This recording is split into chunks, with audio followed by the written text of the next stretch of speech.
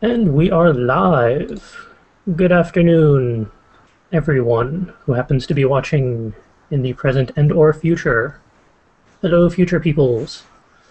Welcome to episode 3 of the Word Ninja podcast, Return of the Revenge. Today, I'm actually joined by people. Living people, no less. Gasp! Today, we have the almighty Calvin Williams. Hello, everyone. And on my other side, we have Darkholm. Hello. And eventually we will have an Ed if technical difficulties do not defeat us. But in the interest of time, I thought I'd kick things off. And give me a moment, because the YouTube thing just started up, and I don't want to hear myself speaking in delay. Because that is weird and confusing.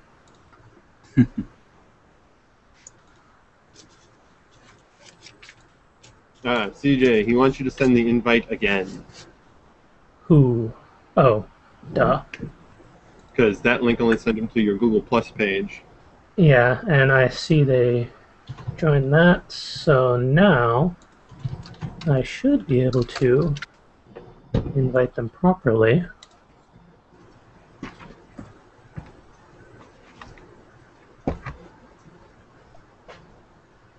Yeah, that one. Alright. Okay, invitation sent. Hopefully we'll have one more person on the air soon.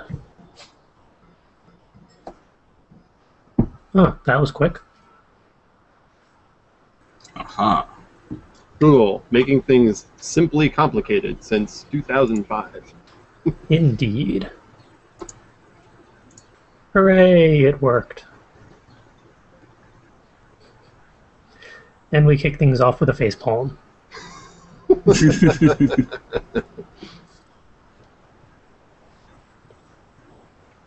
Now the question is, do we have sound over there? I had to unmute my mic, but it's all set now. Hooray! Why it auto-muted me, I have no idea. Because Google Plus is weird. Google Plus, yeah. Yeah, it is weird.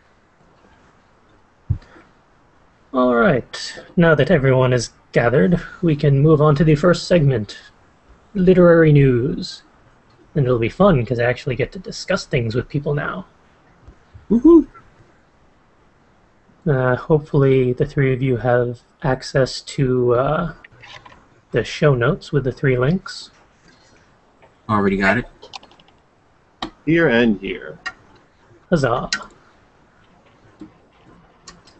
The first link is none other than Camp NaNoWriMo, which is the summer version of National Novel Writing Month, which actually does 2 or 3 months in the summer, including this month.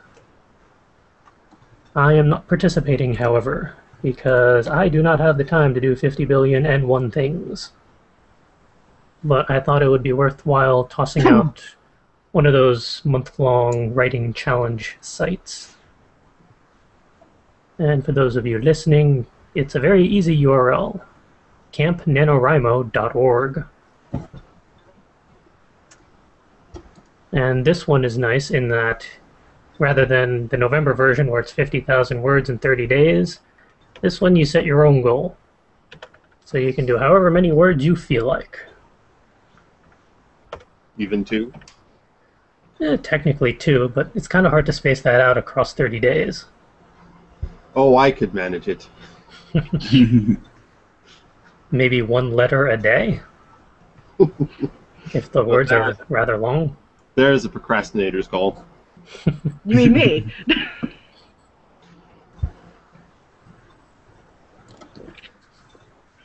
And I know 2 of the 3 of you have participated in regular NaNoWriMo. We're still working on Calvin. I actually succeeded once. I failed.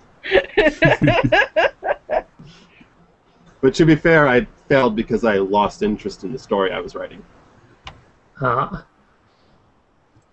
Out of curiosity, for something like Camp NaNoWriMo where you can set your own word goal, do you think that would be more effective for you and your schedules? or does the 50,000 word goal seem more worthwhile? It wasn't so much the goal and the time limit as I am, for those who don't know, currently working on an ongoing novel of sorts, where I'm attempting to write one chapter of that a month. And last November, I said, well, I'll take a month off and attempt to work on Nano, where I will write a simple, unrelated short story and try to achieve the goal. Halfway through the month, my brain missed the characters from the novel and refused to think about the short story characters, only wanting to write about my novel, which made things rather difficult. Eventually, I just gave up and went back to writing the novel. Yeah. I don't know. Last year for me was more of a. I think my role playing writing got me, as opposed to being able to just sit down and write the actual story. I don't even remember what I wrote about last Nano. I know I won, but couldn't have been that memorable of a story. And again, that's like my 11th Nano or something absurd like that. Are They you all serious? start blending together. Yeah, I started in 2003. Wow, 03 doesn't seem like that long ago. No, it doesn't. I've been there for all but 2003. watching you toil tirelessly and watching you go through various states of consciousness and mind frames. All quite entertaining. They also Maybe for didn't, you. and it didn't help that oftentimes I added to the madness. Yeah, you definitely instigated a lot of weird plot points for me. But in a good way.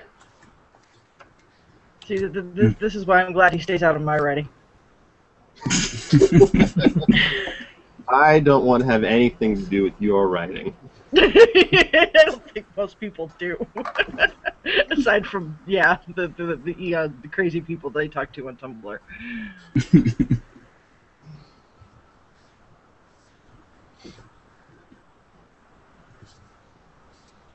Since we've all done some form of nano, even not necessarily camp nano, do you think that's something you would try sometime in the future, maybe even? I wouldn't be opposed to something like that. I actually would like to do regular nano. Join us. Rawr. There's always room for one more. One of us. One of us.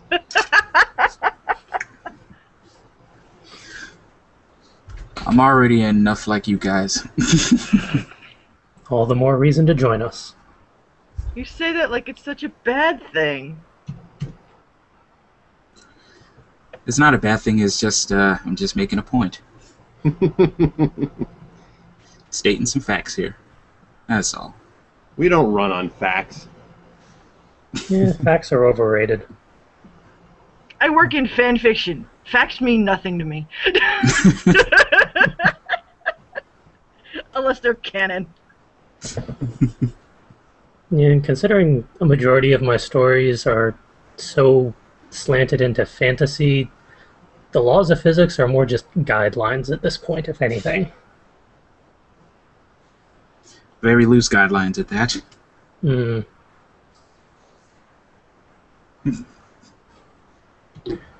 Yeah. Guess we can roll over onto the second one. The 7 tricks to improve your writing overnight. Rather than over day or over a week or anything. Well, you got to get that sleep in to really make it, kick in. Yeah, sleep is for December.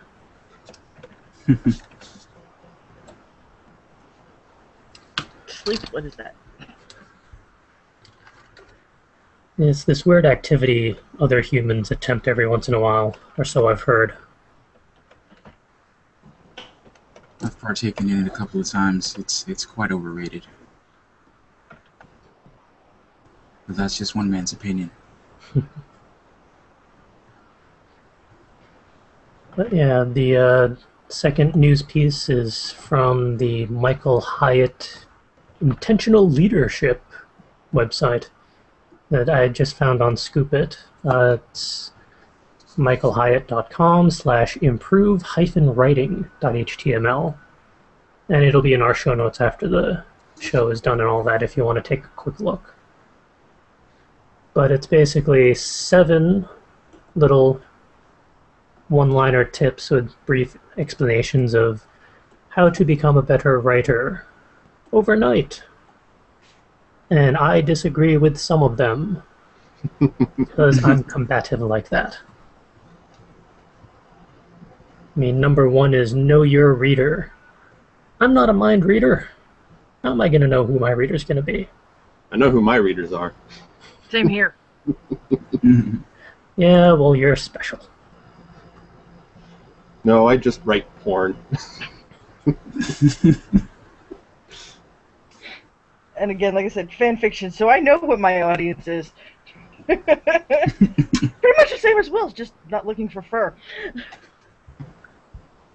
Yeah, that's the problem of writing just more generic fantasy and sci-fi. My potential reader base is a lot more diverse and harder to pin down. Sometimes little subsections of literature are a lot easier to write for, I would think. I just like to go by the theory of you can only please some of the people some of the time.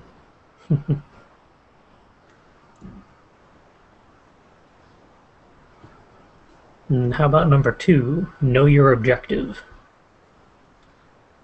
I mean, it helps to be able to know what you're trying to write about, I would think.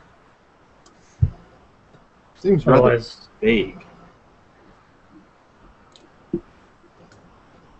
what's the rest of it? Every piece you write must have only one objective. Well, that's bull. A lot of the stuff I write has multiple objectives. Are these for novels or short stories? It doesn't specify. It just says 7 quick tricks that can improve the very next piece you write, regardless of length, I guess.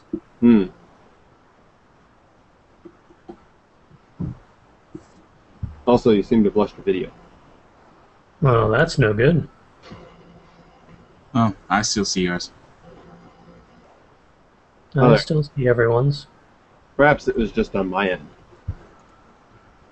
Yay, technical difficulties.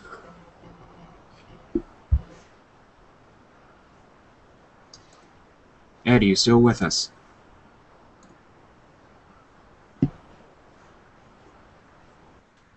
It kind of looks like Ed's image froze, at least on my side. And disappeared outright.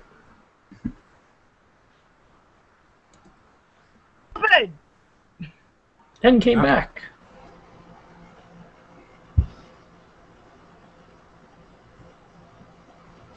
All right. I opened the thing and my computer froze. Sorry. No more Silly links. computer.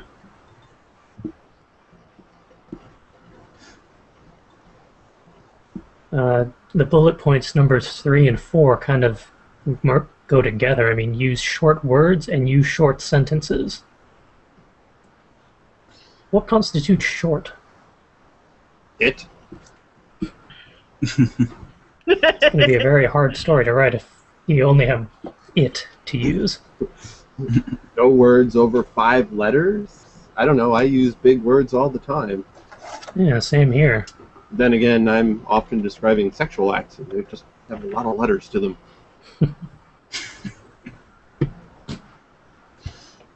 I can't imagine using short sentences, especially if you're doing a narrative. Like, as my thing seems to be narratives. I seem to be pretty good with that, and maybe it's just me, but mine seem to my sentences seem to go on quite a bit. So I can't really see how that would benefit me at all. Yeah, I've always found that trying to balance between long and short sentences seems like the best way to keep a good flow going. Hmm. I've never Sometimes really kept track of my word lengths just by themselves, though. I've sometimes had quite some long sentences with commas and semicolons, things like that.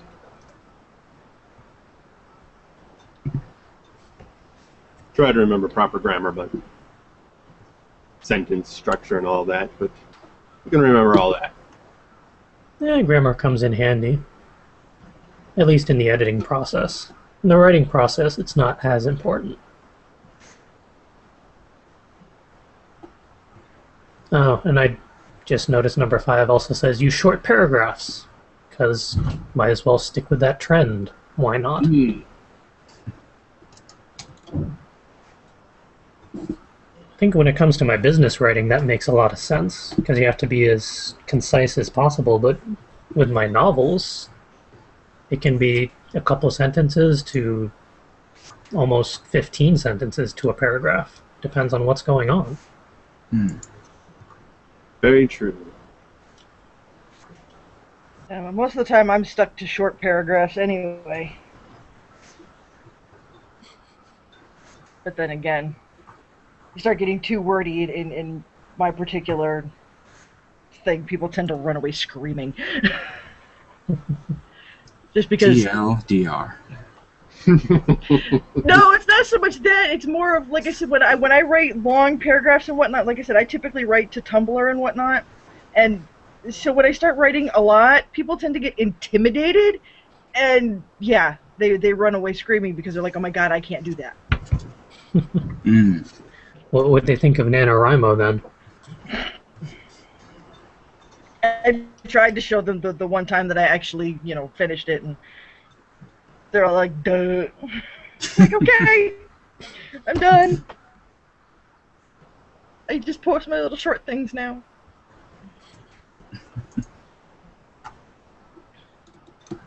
Yeah, sometimes people's brains can only handle so much awesomeness.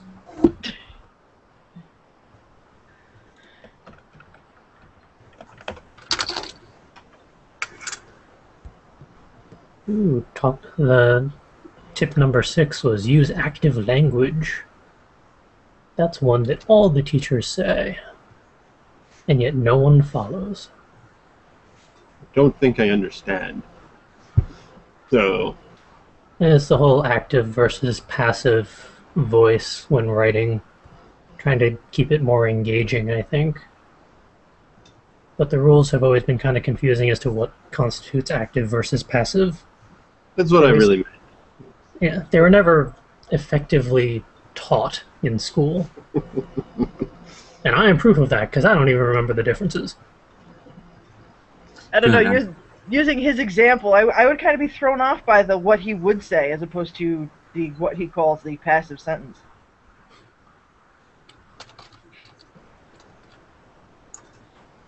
From my mind, with the example in this page, Bob fixes cars versus the cars are fixed by Bob. You really kind of get the same information either way. Hmm. I suppose if you're going with nano and you have a word count challenge, the sentence with more words is preferable.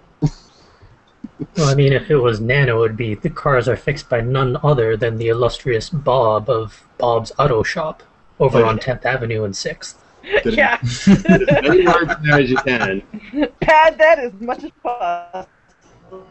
It was NaNoWriMo where I started using, whenever I used an ellipses, I started putting a space after it. So it would count as 2 words instead of just 1.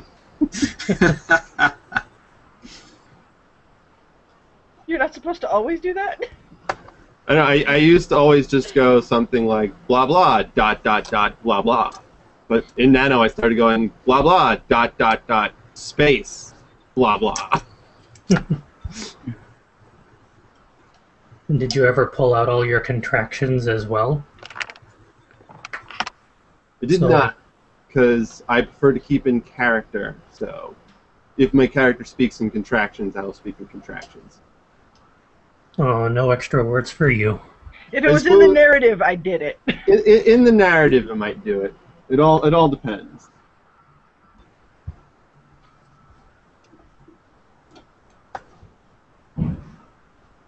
What about tip number 7? Write recklessly, rewrite ruthlessly. Try saying that 5 times fast. Pass. Yeah, no. Neither myself nor my typical roleplay character are good at that, so yeah, no. I kind of agree with this one. That's pretty much how I work. You know, my first rough draft is more get the thoughts on paper. You can clean it up on the second go through. Yeah, the whole concept of the first draft being the crap draft is there's going to be a lot of crap in it. Yeah. Yeah. That's why I'm the same way, and that's why I love my notebooks. A lot of crap. Out of curiosity, Yeah. what sort of notebooks do you use? Because I'm still hunting for one that can survive being able to be used from cover to cover. Well, I was using steno books. That's Like what that I one. use. I ran out of empty steno books. I actually grabbed some old spiral notebooks I was using in college. I remember those books. Yes. And I'm all of the notes I took in those classes. Yeah, I we remember those obviously notes. all took incredibly detailed and concise notes for every single class we ever took. Yes. Mm. Oh, yes, that's what I was doing. I still love when I told you about that, Calvin. It's like, I never understood what notes you were taking in that class. Oh, I wasn't taking notes. No, you're reading some pretty good stuff, but not notes. Oh, it was very good stuff. It just wasn't notes. I'm a fan of the composition books, too, the ones that have the actual, like, binding in them. Those always fall apart on me. They never last more than about 50 pages. And Really? yeah, apparently I'm too rough on notebooks. These cheapo college rules ones that I think you can pick up at like Staples or Walmart, actually, they do pretty well for me. I mean, this one's pretty beat up, but it's still all there. Plus, with the spiral edge and the perforated pages, if a page goes bad, you just chuck it. You don't lose a whole book. Yeah, maybe I'll have to give those a try again one of these days. Yeah, 'cause I was always a fan of the steno books just because the spiral is at the top. So it's usually easier for me to not hit it and pull on it and rip it to hell. Yeah, I use those at work and I confuse the heck out of people because they don't understand why the wiring is on top. It confuses them. I'm going to be the face palming one today, it looks like. I feel kind of like the odd man out. I don't use notebooks. Then again, I have a tablet. And cloud storage. To each their own. I only use the notebook for the rough draft. If I need to get the words out of my head, I don't know why, I need a pen and I need paper. It doesn't work as well when I'm typing on a computer or something like that. Computer has too many distractions. My hands don't work fast enough for writing. I'm also a fan of Evernote on my phone. Yes! Talked about that on last week's podcast. Yes. Sometimes my hands work too fast for writing. Does anyone else have that problem? Where the hand starts writing faster than the mind thinks up words? Oh yeah, I've had plenty of pages where it starts off nice and neat and then slowly devolves into quicker writing, and by the end it's chicken scratch that like every fourth word is skipped and I don't even realize it until after I'm trying to read it. Or you think one word and write down a completely different word, and when you're rereading it through, you're like, what? And I've also merged like 3 words together into one sometimes. That's my favorite part when I'm typing up my rough draft and my second draft, and I just go, what the hell did I write here? These are not words, they're scribbles. Yeah, I've given up trying to handwrite on the train because by the time I get done, it's more like hieroglyphics. Drunken hieroglyphics. That's me all the time.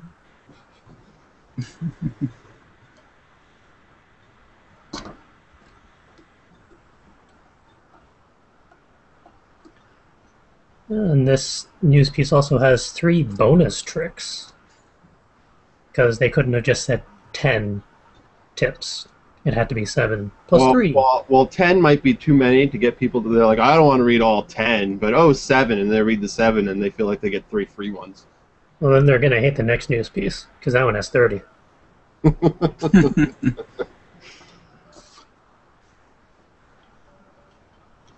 the 3 bonus tricks, I keep on saying tips, have a writing routine, let your writing age, and finish writing before getting feedback.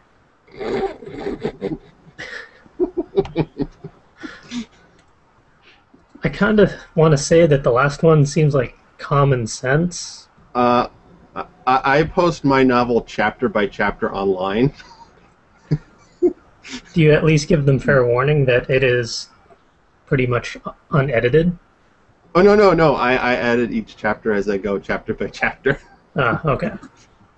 It's not just the raw crap draft. No. I'm releasing my novel like a sitcom. He's doing the whole serial novel thing. He thinks he's Stephen King now.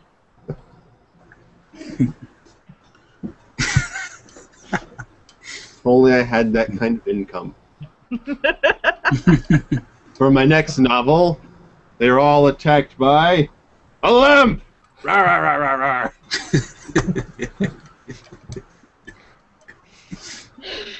Wow. And the editors go, here's $50,000. If only it worked that way. I'm pretty sure it does for Stephen King. Yeah, he also has a heart in a jar, so you know what's going on there. So he's successful because he practices Satanism. He said it himself. He has the heart of a child. It sits in a jar on his desk. Yeah, but who doesn't have one of those lying around somewhere? I feel like you can get those at Walmart now. I think I left mine in the other room. My desk doesn't have drawers in it, so Mine's in storage. I have a Bilbo. I have a diminutive alchemist.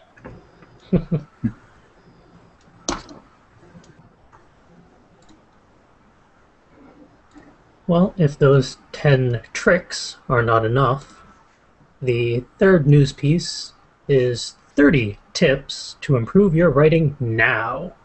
Not even overnight. Now. Over at profkrg.com, which I've never heard of before until now.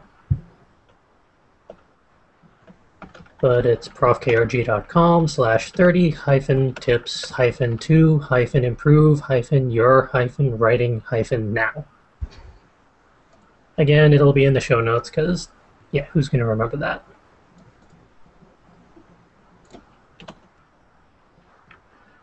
Rather than read out 30 tips, are there any on this list that jump out to any of you as interesting or ones that you disagree with?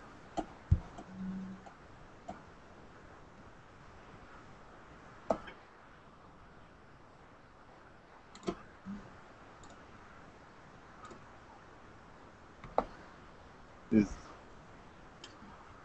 this for writing novels or college papers? This list seems very open-ended. Looking Yeah, at I think it's about as open-ended as the previous one, where it could be theoretically for anything, unless it's not. Okay, I agree with number 28. 28.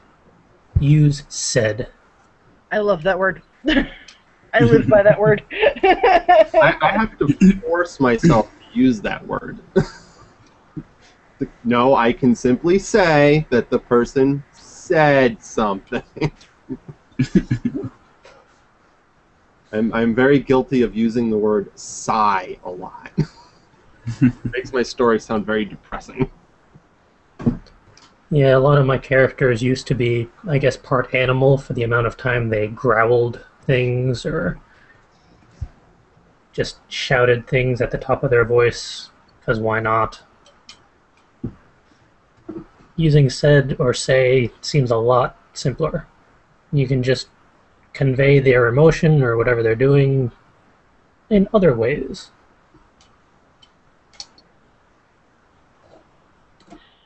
I'm not sure. I'm just going through it. And I'm looking at number 11. Don't use the thesaurus. I don't know about that one. The thesaurus can come in pretty handy Yeah.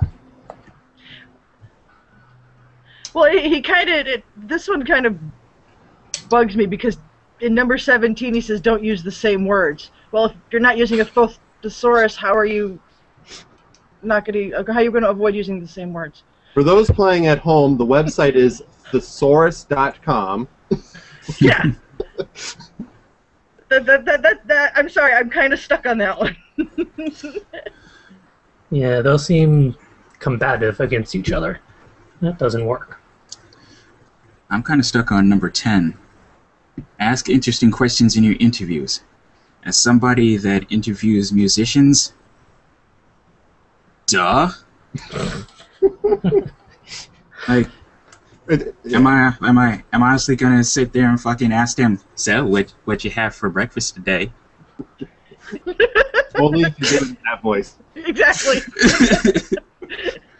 You have to do it like Ollie Williams.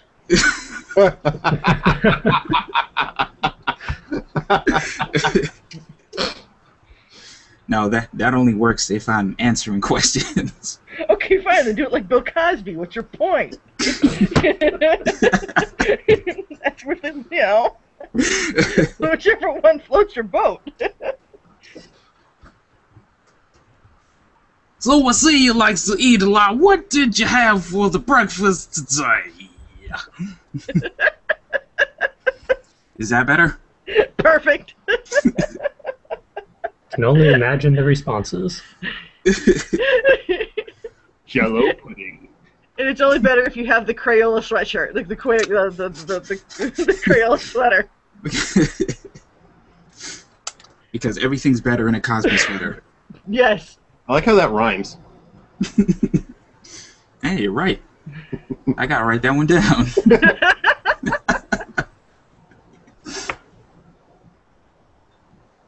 Oh, hey, we have YouTube comments. I should be more attentive to those. Going back to that whole active versus passive voice argument, Mara Rose says, my teacher taught me that passive voice is when you use the verb to be rather than the verb itself. She gave us a list of all the forms of to be, made us read our papers, and remove as many instances of to be as possible. Given that this was 9th grade, a paper was a maximum of 2 pages, and we were only allowed to use to be 5 times in the whole paper. Interesting. I'm personally against anything that might hinder the creative flow, though. I believe everyone should have their own unique writing style. Yeah, I know there's a lot of writers who advocate towards making your own voice and just trying to find a way of being a little unique. If that means using passive voice, well then so be it.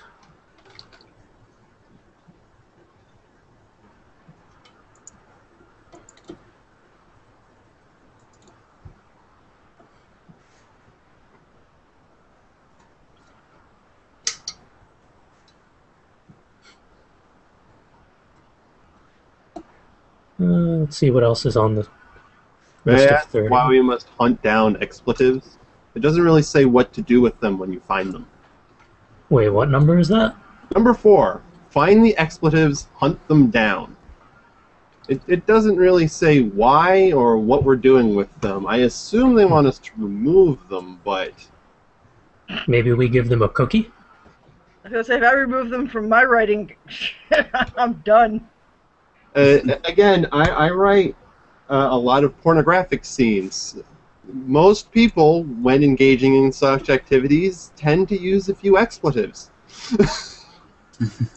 And I have a character with a really foul mouth. How do you do that? Just don't have any character call them short.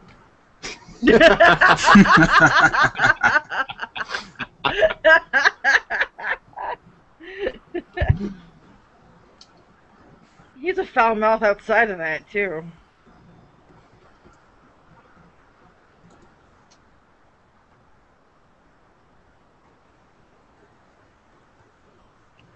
I think expletives are good for defining character personalities too. Perhaps you have a foul-mouthed character. Perhaps you have a character who doesn't use expletives, in which case you'd have to make sure not to use them.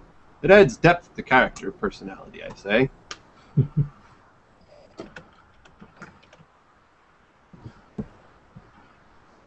What is that?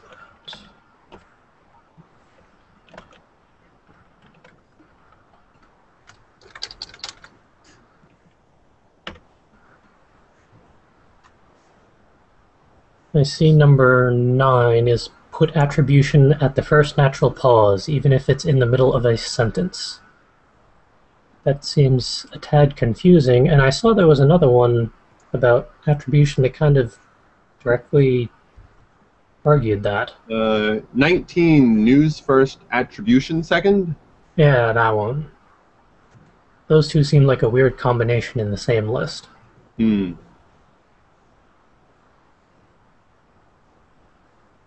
And then again, maybe it's different from a news or business piece compared to a novel or something. Round off. We're doing math now. But only if you use 8 digits or less in a paragraph. So my next novel is going to be written entirely in binary. Oh, Lord. I prefer hex, personally. So if you have a typo in binary, does that mean there's going to be a 2 somewhere in there? Oh, silly. There's no such thing as 2. Wow.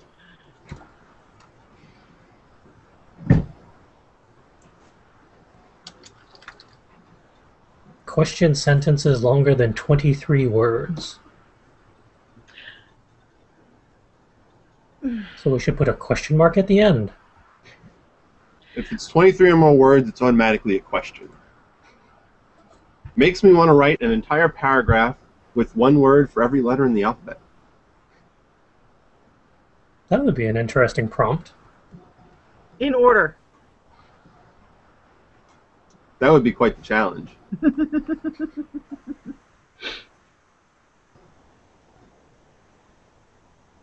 It almost seems like a drinking game somehow. Is it bad that I actually have a sentence forming in my head?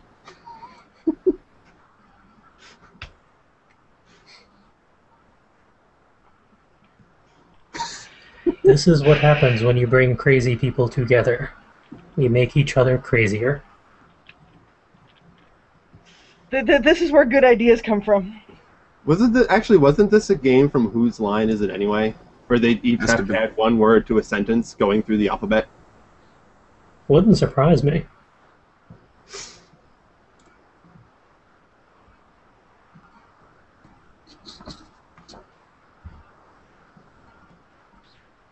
I think that's about as much fun as we're going to get out of this list.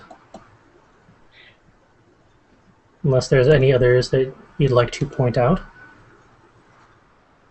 The only other thing I wanted was, how the hell do you sharpen a picture? Do I get to put it in a pencil sharpener? Number 24. Everyone knows you whittle pictures to get them sharper. I can't find my pocket knife right now, though.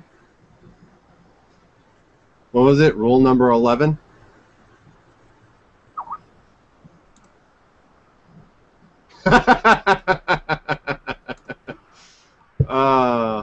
I have a friend here on Skype who's watching in, and he just said, yes, it is.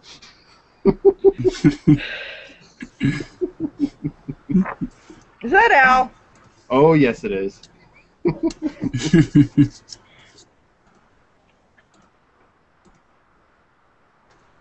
With that, I guess we can roll on into the regular talking points for this episode. Talking point number 1. How much detail do you put into scenes? How much is left to the imagination? None. Depends on who I'm writing to. And what I'm writing, I think. How about just for your primary audience or one of your more regular pieces? I don't know. I've always been a fan of the saying "less is more." You give them enough to paint the picture, I guess, but I don't know. Personally, I don't like giving. I don't. If there's a fly on the table, unless it's got some bearing on the rest of the story, I wouldn't put it in. But if I'm writing to, say, my more adult audience, they tend to appreciate a little bit more detail. Like I said, it depends on what kind of writing I'm doing. If like I said, if I'm just doing straight writing, or if I'm, like I said, writing the smut, as it's so known. Actually, I must say, when it comes to writing the sex scenes, detail is very tricky because it's very easy to go overboard. It is. With the detail. You don't need to. I have learned. Like, if any of you have read even chapter 1 of my scene 1, chapter 1 of my novel, they'll know I put in a decent amount of detail. But there are some things that you don't need to mention. Some things can be assumed and implied. Some things can't. It gets especially tricky when you're talking about positions with two people entwined in such ways. Yeah, that's what I notice. I sometimes have to give a little bit more. Just if it's something that maybe not a lot of people have heard of before, I come across that, unfortunately, a lot more often than I thought I ever would. I tend to have to write a little bit more about exactly where things are and but when you're describing, I guess, like sensations and stuff, I think leaving a little bit more of that to the imagination is helpful. Because if you can't picture it in your own head, you have no need to be reading it when it comes to that stuff. As for me, I don't write any sex scenes, or at least I have yet to. And considering my main stories tend to be zombie apocalypse, I don't think any are going to fit in there anytime soon. Well, they have to repopulate the species. I don't know. The way things are going, I don't think there will be enough left. I don't think I want to imagine the idea of zombies doing this. Rule 34, I'm sure. Yes! The only rules that really apply. But yeah, for my novels, I tend to try and put some of the descriptions and details into like the atmosphere and scenery and background stuff, and then just have my characters interact with it to try and find the right balance of this is where they are and what they kind of have to play around with, but the rest is going to be up to your imagination of just how they go about interacting with stuff. This is getting to another point, interesting thing. In the email you mentioned my Dungeons and Dragons dungeon mastering. Yeah, we'll call it that. And the amount of detail that has to be put in to put into an area is quite interesting because you need to be able to tell everyone what's in the room, but not necessarily what they can do with it, to leave it up to their imagination. So, for example, I can say you enter a room, and as a descriptor, there's a table here, there's a carpet there, there's a roaring fireplace, there's a chandelier hanging from the ceiling. Describe everything that's in there. I don't need to tell them that the carpet looks loose, that the table is too heavy to push over, that the chandelier is lined up with the fireplace just right, that someone could swing across it and jump right into the fireplace. That's things they need to be able to figure out on their own. And I think is something that can be attributed into any writing, really. Although with your DMing, you kind of have to also be a little adaptive to some of the crazy scenarios and answers that we come up with Like all the things you give. like lassoing a rope around the chimney and climbing to the roof of a second-story building and shoving a bush down the chimney. It was a shrubbery, and it seemed like a good idea at the time. All so you could not go in an unlocked door. Why unlock the door if you can try and set the house on fire? Smoke Or them at out. least, yeah.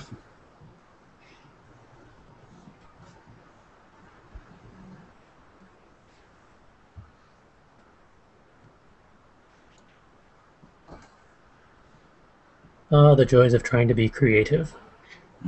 And just messing with each other.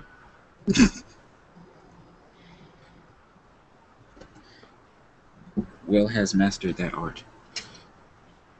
Everyone is paranoid of me. For good reason. You enter the room. There is an unlocked door on the other side of the room. Are there any other ways to get out of this room other than the unlocked door? Make a We hole through search- the wall. We search for every conceivable possible trap there might be in existence.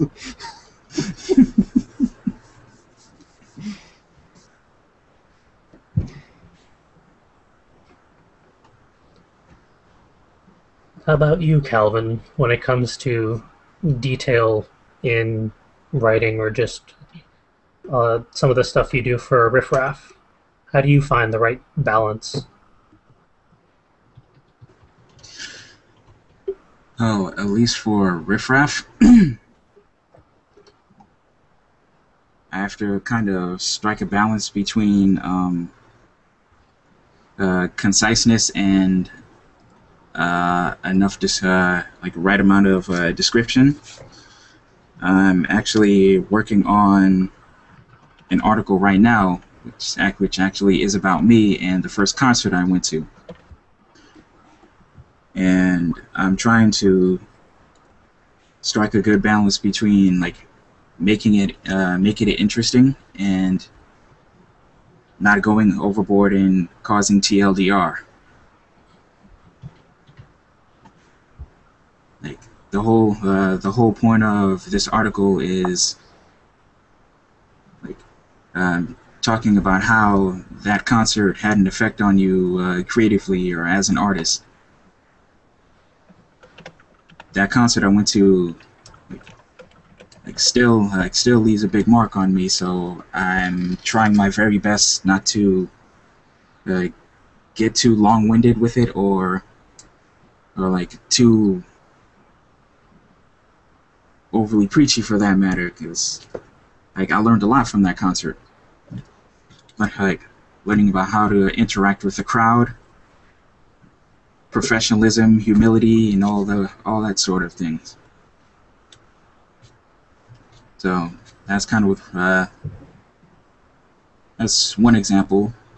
With interviews, that all really depends on how long you speak with whoever you're interviewing. It's kind of interesting when you talk to a musician for like a good half hour, 45 minutes, end up with like 10 pages of interview, and you have to whittle it down to about page and a half, 2 pages. Is like a lot of fun little details that end up getting whittled out of the article, but you kind of do your best to try to figure out what are like the best parts, what can stay in, what can afford to be left out, and things like that. And in terms of story writing, like I said earlier, narrative seems to be my big thing, so a lot of my stories are in the first person.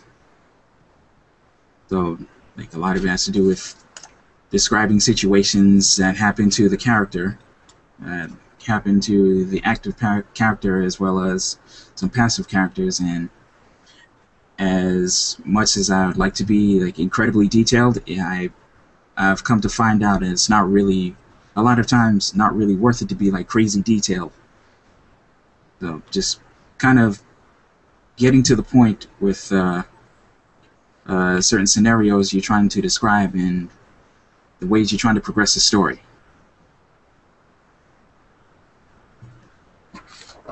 So yeah.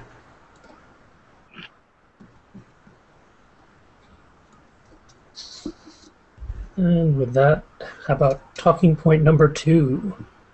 From G to triple X, how do you determine the age level of your writing? I thought it would be appropriate for today's guests.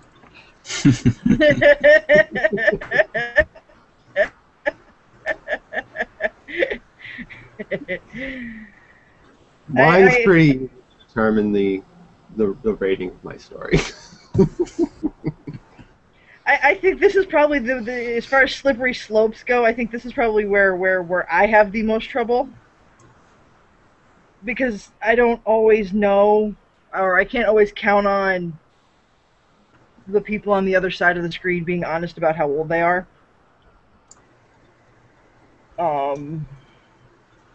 So general rule of thumb is, if I wouldn't show it to my daughter, who's 14. Now this is, mind you, I have shown her things, I have exposed her to things, but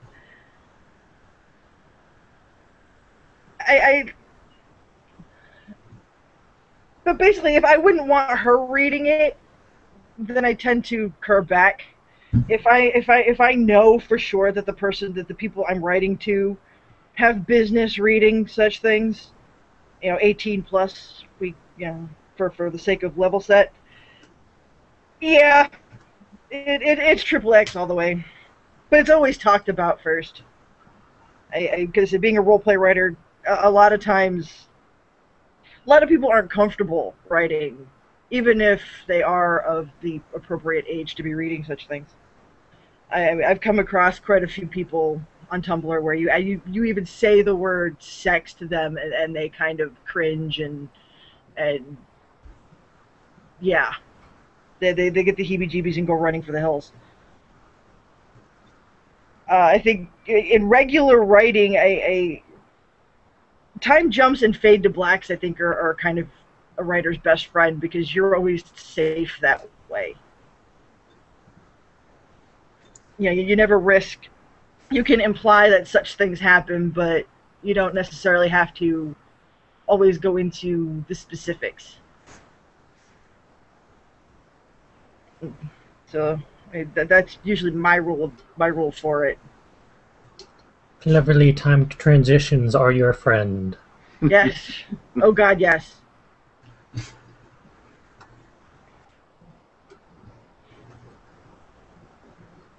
I actually have a different issue with that. On one of the websites I post on, sofurry.com, they have a different.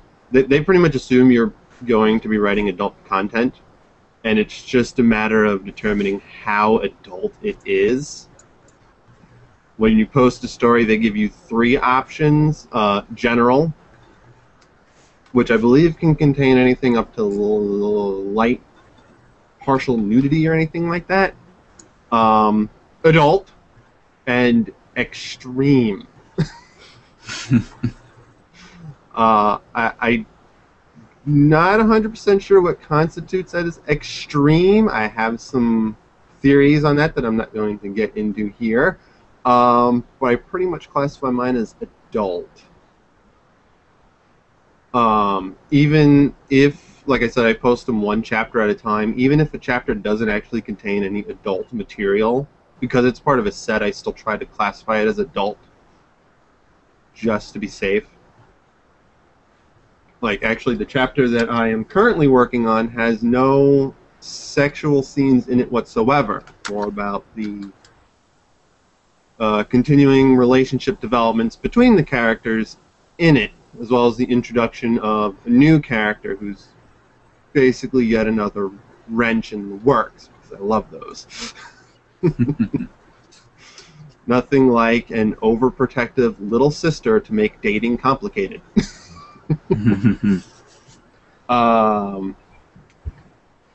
But I'm still probably going to list this chapter as adult because the other chapters are definitely adult.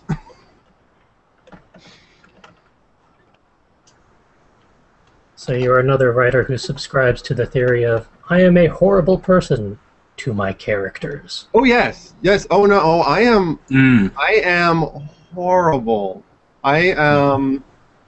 If you read through, I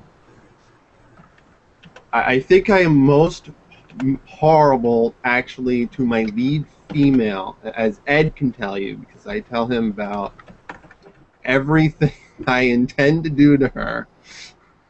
And Poor Maxie. I am me. I am so mean to my poor baby girl.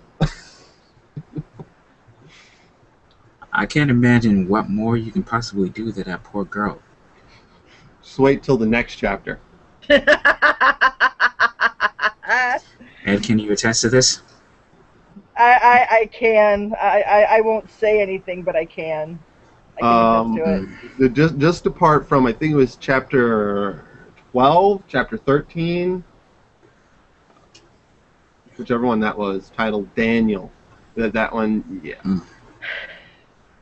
That was a depressing chapter to write. Yeah, and I thought I was mean to Edward. He's really mean to Max. And yet I love her so much. You're mean because Speaking you care. of being mean to Ed, speaking of being mean to Ed, I still have to write him with his memory loss.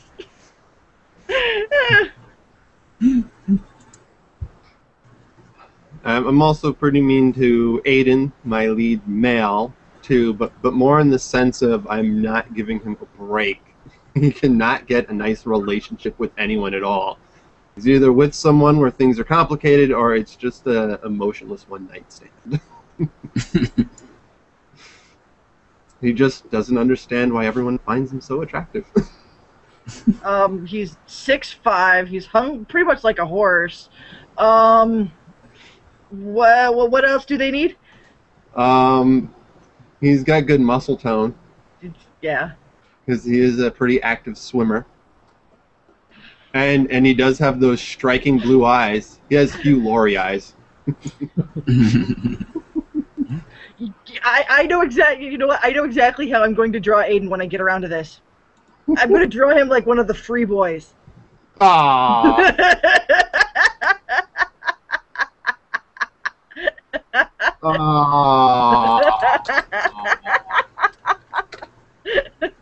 Not only do we torture the characters, we torture their authors. As long as he's not the Shota. No, he's not going to be the Shota. I'm just going to draw him in those really, really cute swim trunks. And all my female characters just went woof. As well as a certain male character. Hi, Jacob! No, you cannot touch.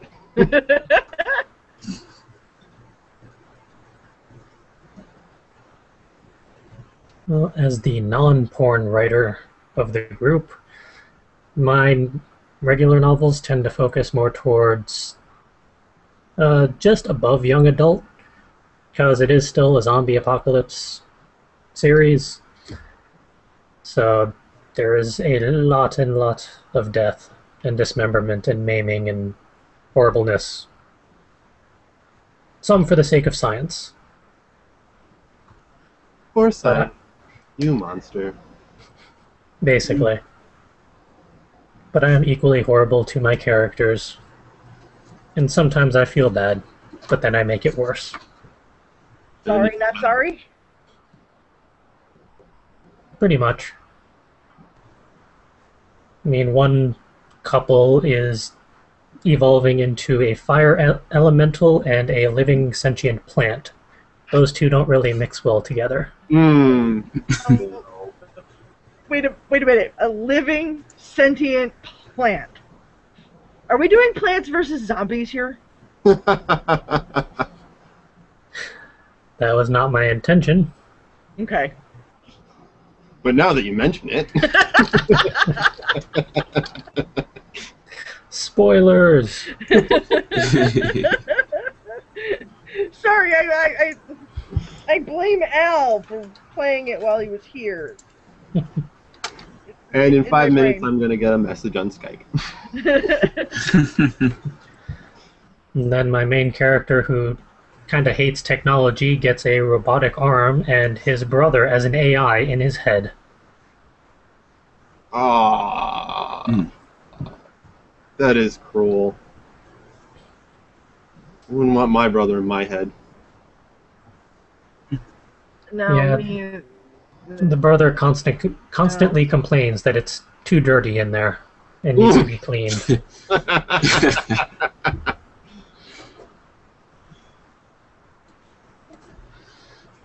Oh, for me, I too do not write porn or any of the sort. That we know of. Oh yeah. But my stories and lyrics and stuff. Sorry. Yes, you got a response? Yep. Am I dead yet? He just says, not sorry. He can message me, he knows, right?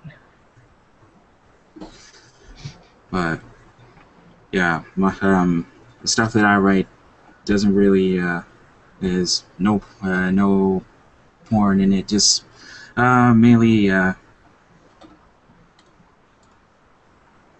I guess at worst would constitute like PG-13 in terms of violence and like pent-up rage against other characters, as Will can attest to.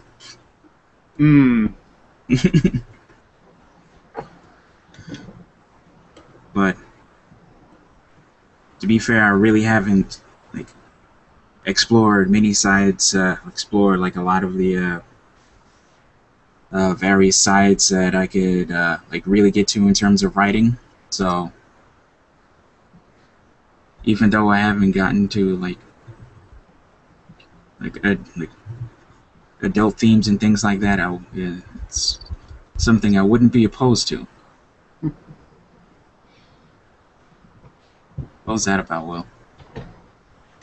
Oh, it's Al. Responding to Ed saying he can message me. He says it's easier this way and he likes making me laugh.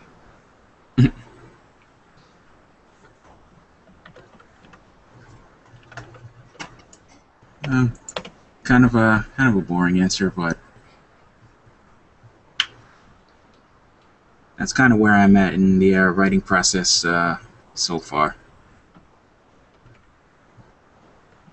Okay. With that, let's go to talking point number 3. What was your first written story, and how have you progressed as a writer since then? Wow. Ooh. Actually, I think I got this one. I filled up, in 6th grade, I actually filled up one of those composition books. I actually did start to finish my own version of, like, those like, Hardy Boys style, like, Haunted Mansion stories, you know, like the whole Scooby-Doo thing. And I'd never really written anything before, and I had one teacher absolutely go nuts over it, and I have been writing ever since. I was actually fortunate enough also in high school to work with Wally Lamb, who, not really necessarily a hugely known author, but he's a local around here, and was actually featured by Oprah for his first novel. Really great guy. Learned quite a bit from him. So I learned a lot of like the little tips and stuff, like the writing. He liked the whole spider web bubble thing, where you have like the center bubble and then everything shoots off Mm-hmm. from there. Ah, Um, that was probably one of the most useful things that I've ever learned in the course of this too, is because it actually helps to visualize the relationships between your different characters. This one knows that one, but that one knows this one, and it's kind of like a character flowchart. I can't stress that one enough. I love that one. Um, Definitely come a long way from pencil writing in a composition book. Although I don't know if role playing really counts as a long way from that. Fanfic writing might, but I don't know. I'm a dabbler, so I'm probably not the best example for this one. I'm still trying to remember that far back. I actually remember like one of the first major stories I ever wrote. It was 5th grade. Um, our assignment was to write like a short novel, and like actually bind it in, like put it together and bind it in actual book form. It was called The Bear. It was about a possessed stuffed teddy bear. That's awesome. You can kind of tell I was weird back then. Just back then? Sorry.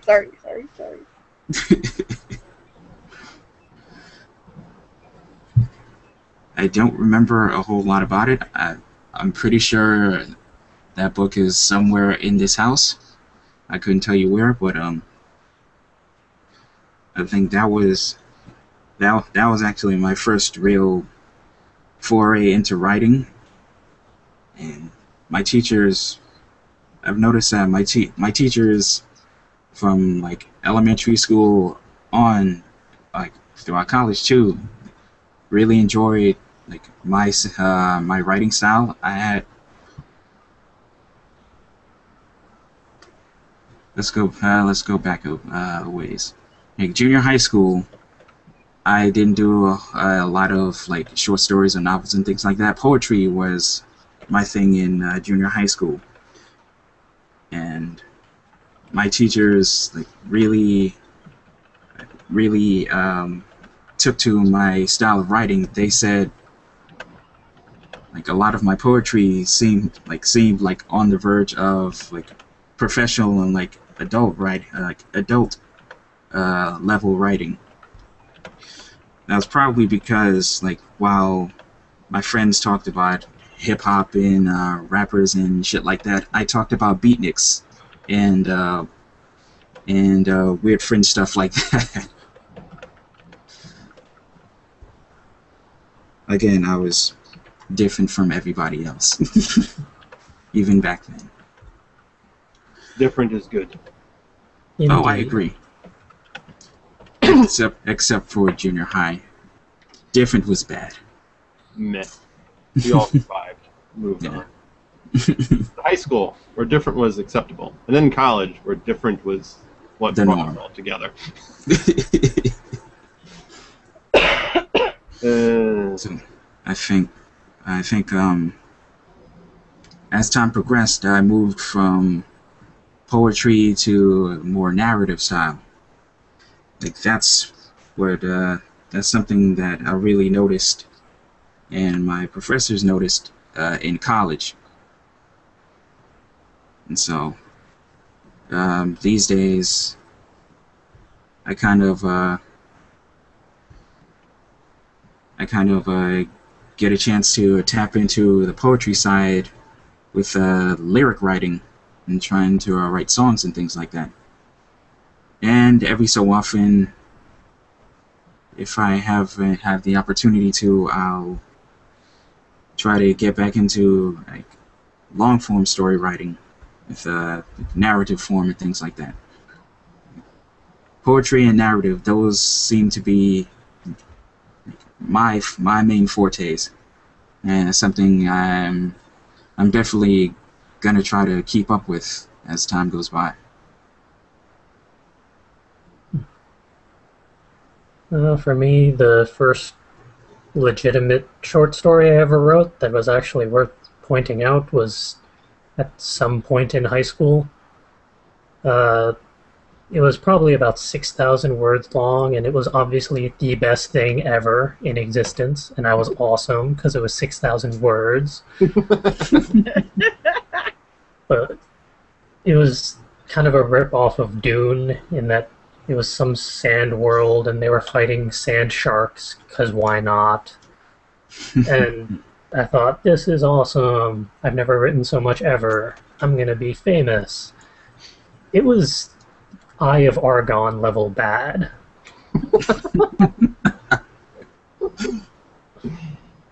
So I could only really go up from there.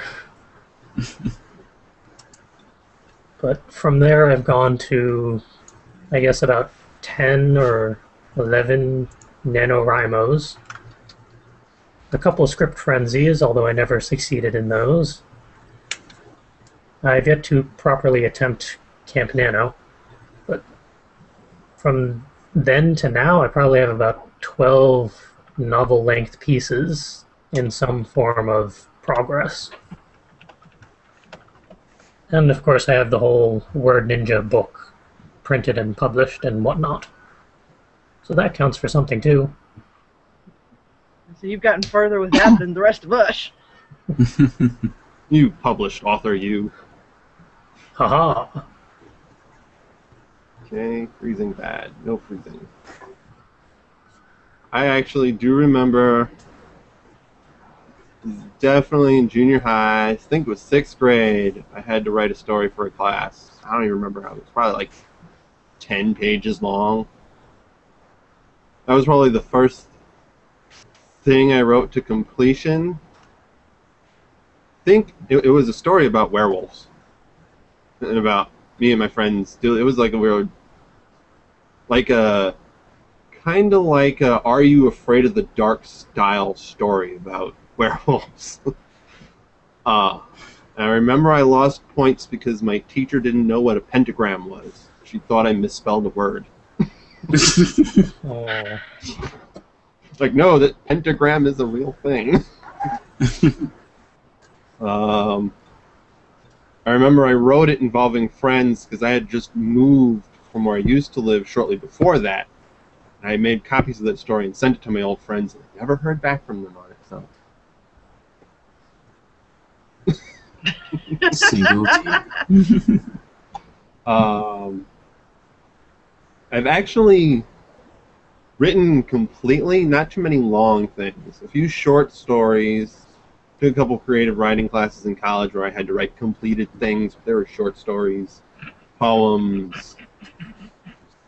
What are you giggling about? I remember some of the stuff you wrote about.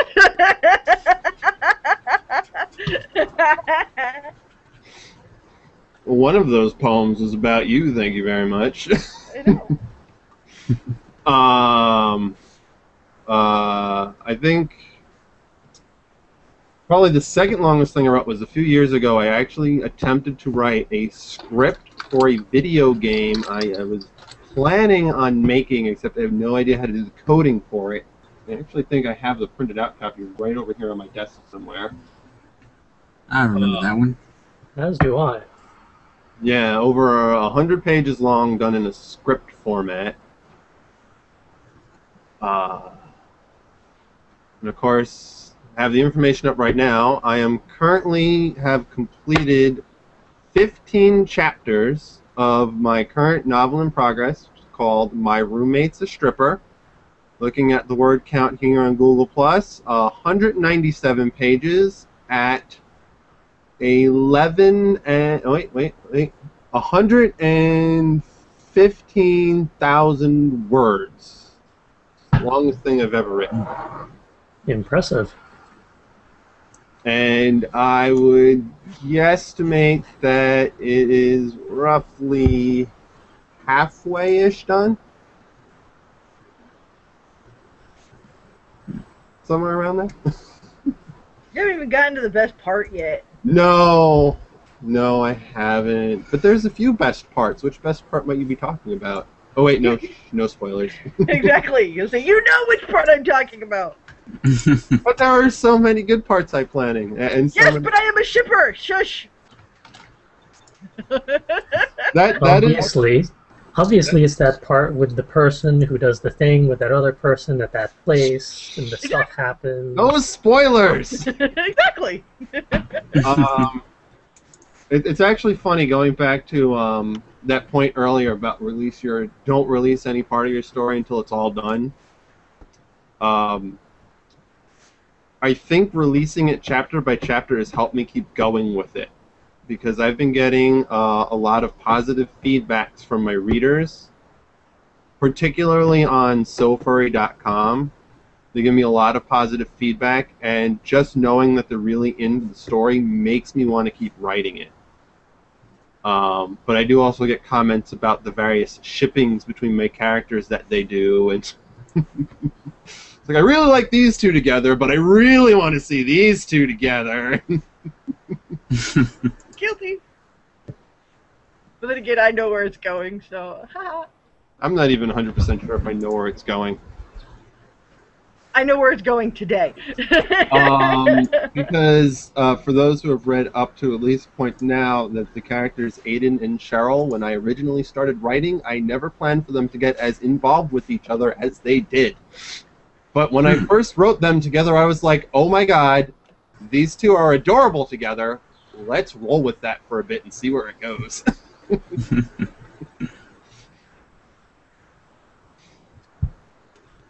And I think it's added more depth to the story, made it more interesting. I will agree there. I still need to catch up on reading your story. I'm probably a half dozen chapters behind at this point. Like I said, I plan on be posting chapter 15 soon. It's all written up, it's all typed up, it just needs to go through the proofreading and editing. Yeah, I think the last chapter I read was number 7. It's been a little while. You've missed quite a bit. I read through chapter 14 as you were writing it, so I don't believe I read the complete chapter 14. It is up and available. Alright. Chapter 15 will be up on SoFurry and the Tumblr page in the next few days. Make no, it was supposed to be out by June 30th. But distractions and complications and a heavy work schedule distracted me. Again, we blame Al. Pretty much. When But you down, blame Al. but it was a worthwhile distraction. And I am not sure about releasing chapter 16. Probably going to be sometime in late August, because, let's see, I actually still owe Al something from months ago, and I recently held a contest on Tumblr for getting over 100 followers by my birthday, and I owe the winner of that contest a little something. So I'll be getting to that one too. Thank you for reminding me. No, because you held your little contest too. I gotta post it again today. See, I challenge myself by making other people make me write stuff I'm not comfortable writing. Actually, the first thing I wrote for Al was the first real fanfic thing I ever wrote. It was also the first male-on-male gay thing I ever wrote. Yowie! Yes. I had never written that before. I write that all the time. Now I have written, I think, all possible gender pairings.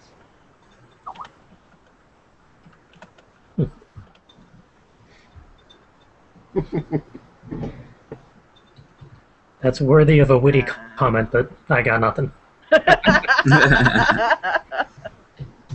Well, I actually started, I admit, in high school and part of college, I had a completely different story arc, which went through so many evolutions with these characters. I had these two girls that started out as classmates whose parents were going to get married, so they end up being adoptive sisters, and then it was like, no, let's just make them twin sisters. Well, maybe they're just sisters. No, wait, let's go back to the first thing, and let's try different pairings with their friends. And there was never really an overarching plot either. It was when I was, especially when I started getting into manga and anime and seeing things with such basic plot points as, like, if anyone's read Love, Hina, I was just like, it's just a pretty simple relationship story. Why can't I just write one of those?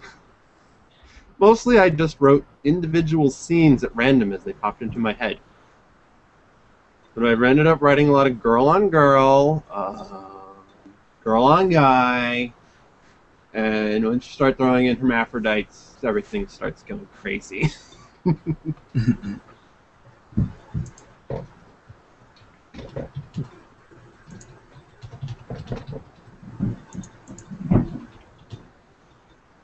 I think we covered the 3 talking points pretty well at this point, with a few derailments for good measure. Always have to have derailments. Time to roll into the next segment of What Have You Been Reading? I should probably say recently. Nothing from 20 years ago. Me, I've had no time for reading because I've been trying to set up a Linux server from scratch. I guess that's a worthy excuse. Well, if we're going to talk about reading, I've been reading various websites about Linux commands. How exciting. Isn't it though? And most of mine is fan stuff online. And manga. Lots of manga.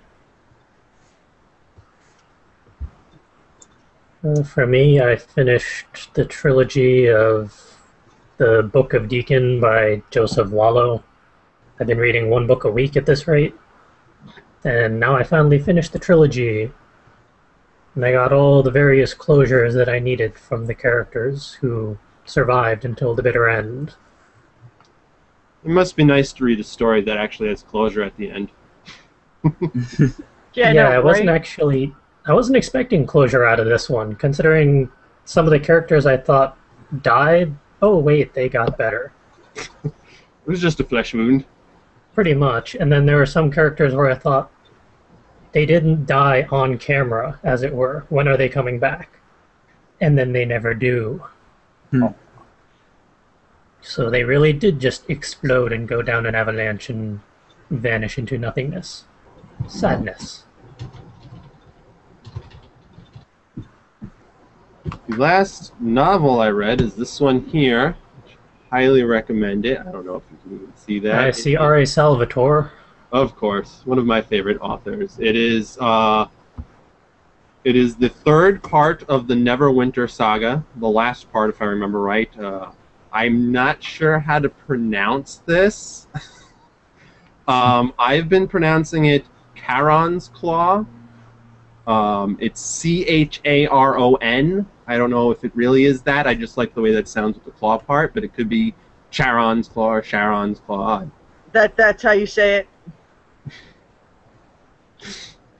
The only reason I know is because I had to look it up for my fan story that I actually finished. Because remember, it's based on the planetoid that goes around Pluto. Well, this isn't.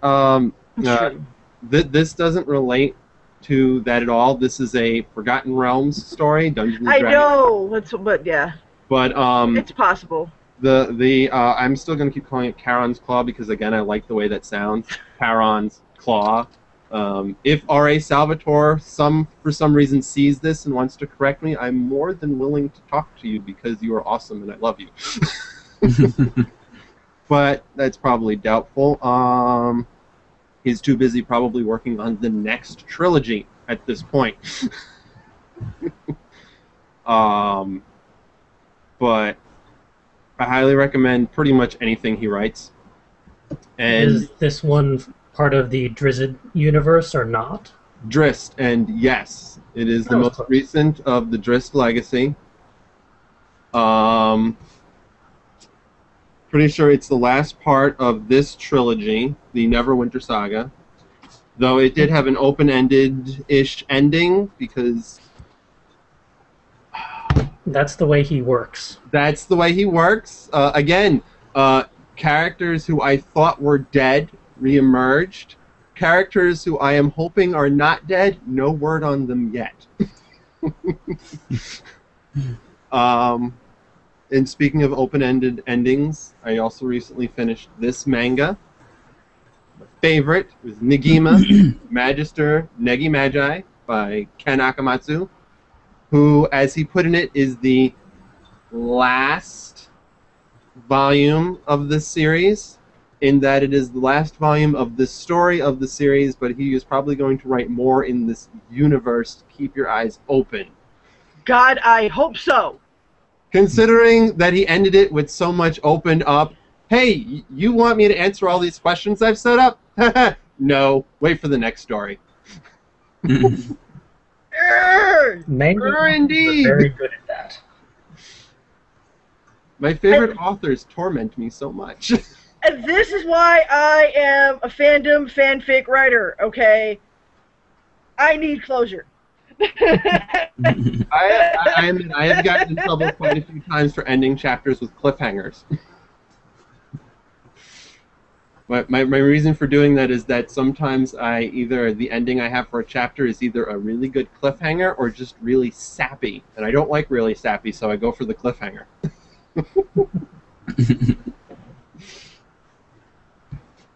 But both really good series. I highly recommend this Negima series. Make sure it's the original, not one of the knockoffs or the secondary. It's Negima Magister Negi Magi.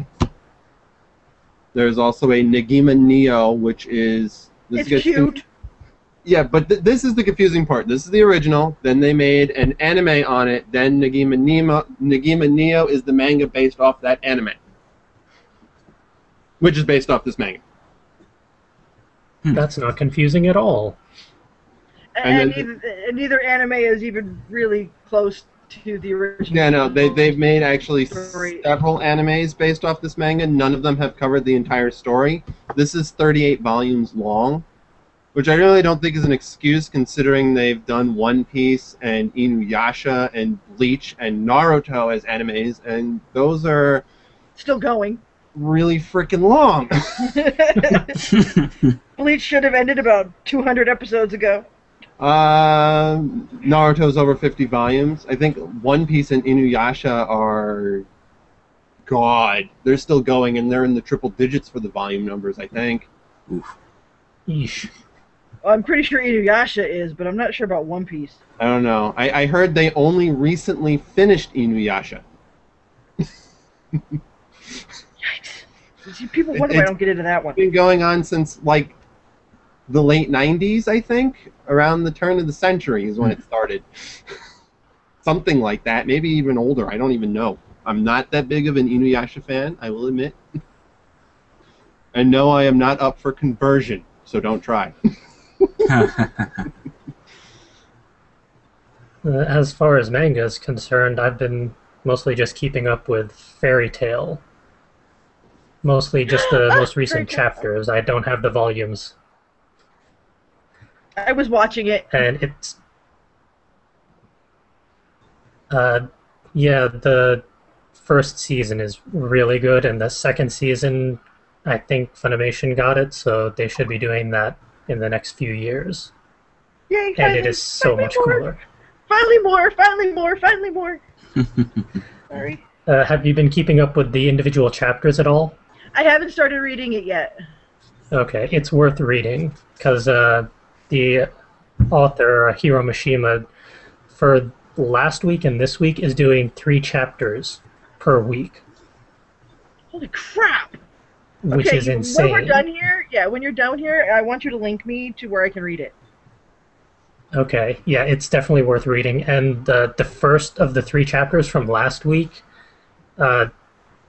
whenever you finally catch up to that chapter, it sums up the entire series in such an awesome way that I actually fell off of my bed laughing. What did Natsu do now? Sorry. It's just like a 1-panel page of Natsu in the king's palace, and they're having a celebration and all because crazy things happened, and they're all wondering, gee, where's Natsu? He should be here creating all sorts of trouble like he normally does. And then one of the last panels, like, oh hey, the king is coming up, and Natsu bursts out in the king's royal robes and crown. And the English translation of it from MangaStream or whatever, it's just in giant words. What's up, bitches? I'm King Natsu. Yes! If it wasn't so hot, I would go get my Natsu scarf and put it on. It's too hot.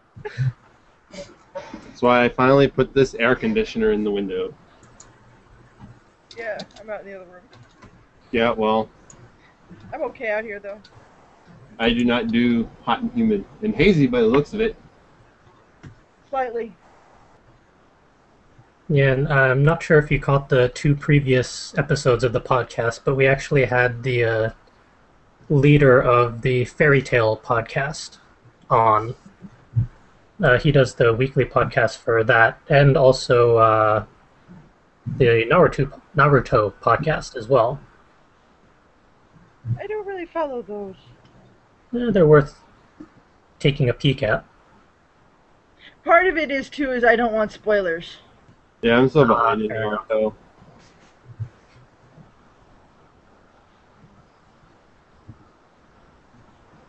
I think we've covered what we've been reading. Onward to upcoming events. Woohoo! And lo and behold, one of them is this week, no less. Huzzah! As we've been saying on previous episodes, full coverage writers will be at Connecticon starting Thursday night even. Good lord. We will be a vendor in the Artists Colony over at booth AC20, which doesn't really mean much on the map, but we're between Fluffy Kitten Studios and Paper Hearts Studios. So basically look for the 2 frilly booths, and we're in between them. Just look And for the we'll also ranting be a midget, little- you'll be all set. We'll also be pretty identifiable because we'll have typewriters on the table and a green screen behind us for potential video interviews. If you can't spot that, you need better glasses. You're at the wrong convention. Yes.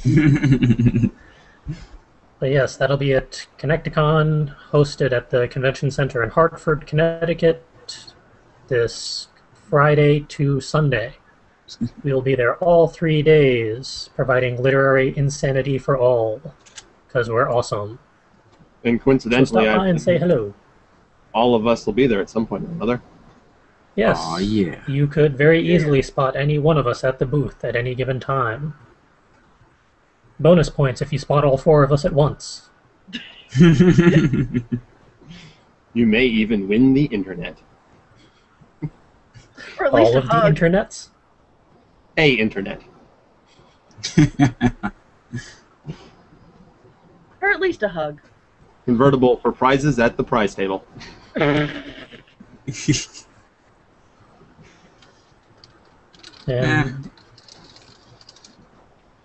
I'm sorry, go ahead. I was just going to say the next event we're hosting is the World Building Workshop over in Danbury on July 27th, which is a Saturday. It's a 4-hour interactive workshop on how to create and manage the universes for your plots and series and whatnot. It'll be run by our friend Justin Isaacs, who I still need to get in touch with about all that, make sure all the details are hammered out. But it's at 2 to 4 p.m. That's Saturday at the La Quinta Hotel in Danbury. So if you can stop by and join us, by all means, please come and build a universe with us. Or maybe it'll be a multiverse, considering how many people will potentially be there. As long as we don't create a Big Bang. Although if we have porn writers with us, all bets are off.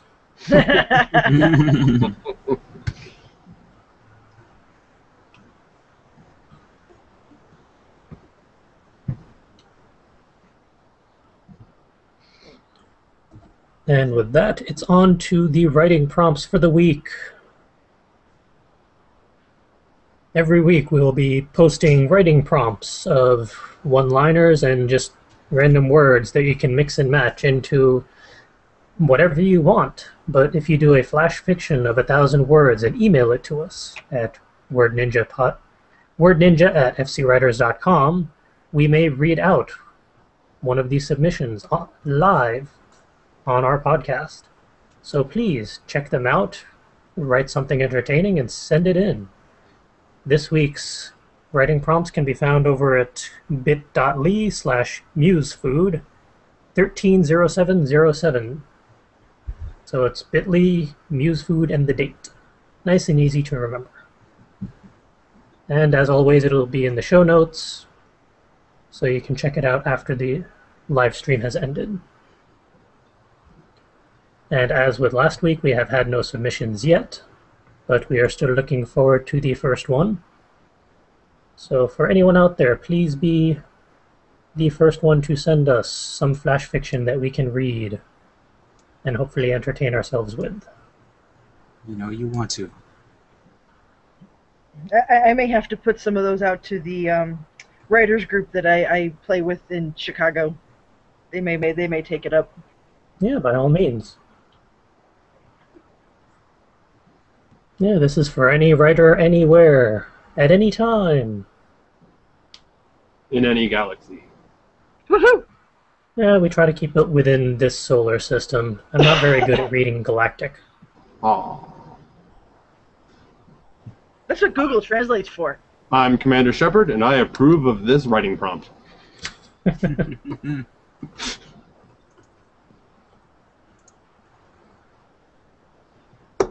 And with that, we are going to be rounding out this episode of the podcast with guest attributions. Who are all you weird peoples on my podcast, and where can people find you? Let us start with Eeny, Meeny, Miny, Will. Oh, me. Well, you can find me here. I assume you mean where you can find my works of writing. Yes. Well, let's see. I put the link in the little bar down here. Right there. That is a link to the Tumblr page for my novel in progress. My roommate's a stripper. It is, as I said, 18 plus, not safe for work, and all that fun stuff. It's probably the easiest place you can find it since you don't actually need to sign up for anything. It also contains random headcanons, character development stuff, and fan art that I've managed to collect, as well as each chapter of the series. I presume you mean figurative headcanons and not literal cannons strapped to heads. Yes. Figurative. Figurative. Cannon, spelled with one and not two. Like, I think the literal might be more in line with your story, CJ, as opposed to my own. Spoilers! My stories, any cannons that would appear on any characters would probably be appearing a bit lower than this head. If you don't get the reference to that, you're not old enough to read my novel.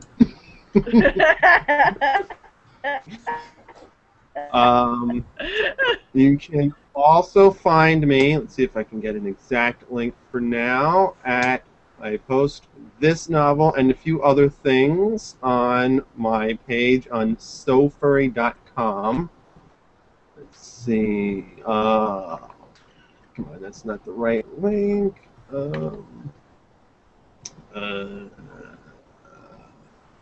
Stories.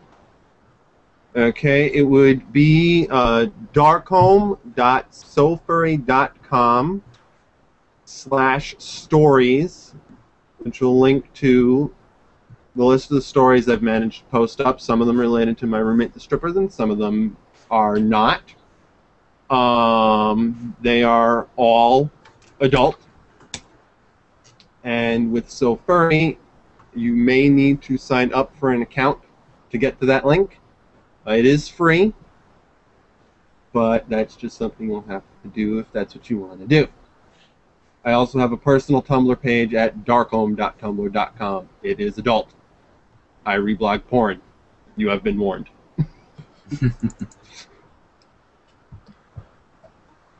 And onward to the almighty midget. Screw you, okay? I'm not the almighty midget. Okay, so You have for to me, remember, Full Metal has a bit of a short fuse. you're lucky I don't get up and come in there and kick your ass.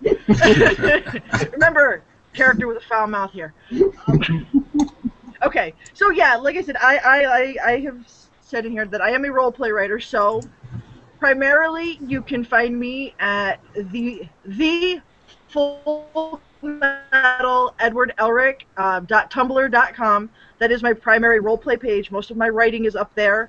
I have pages for my roleplays. I have pages for the little drabbly things I write, for the little song fic things I write. Everything kind of ends up there. Again, I am adult on Tumblr because as we have found out in the last 2 hours, that I write smut. I write everything. I do also have some of my work up on DeviantArt. If you question this, I will be very unhappy with you. My profile there is Lady Midnight, and the Midnight is spelled the same as you see it, MIDNYGHT. DeviantArt sucks and doesn't allow you to freely change your username. Most of it's just art there, but like I said, I do have some of my writing. The one time I actually managed to finish a nano-length story is actually posted there. I do have an old blogger thing, but unfortunately I don't use that very much, so it's probably not worth mentioning. But yeah, like I said, Tumblr is probably about the best place to find me. And I believe, yeah, it is in my little thing right here. Mm-hmm. So that's the best place to find me. And how about the Calvin? Alright, you can find me at fcwriters.com. I'm actually toiling heavily to get the new site up, but our Linux server is being a bit testy. I'm going to be at this probably for the rest of the night. Where else can you find me? My web portfolio, I build websites. You can find that at calvin.cwillia.ms. You can also find me at the music blog Riffraff. You can find that at riffraff.net, riffraf.net. You can find me on Twitter at ccwii.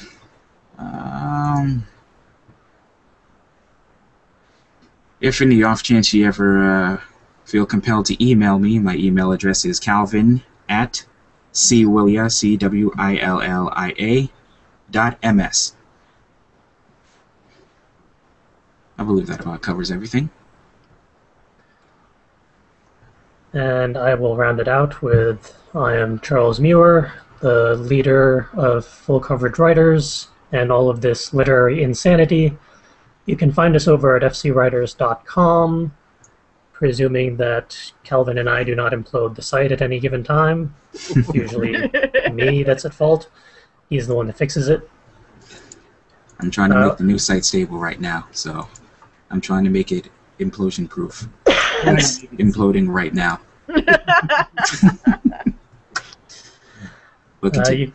You can also find us over on Facebook at the hell is that page?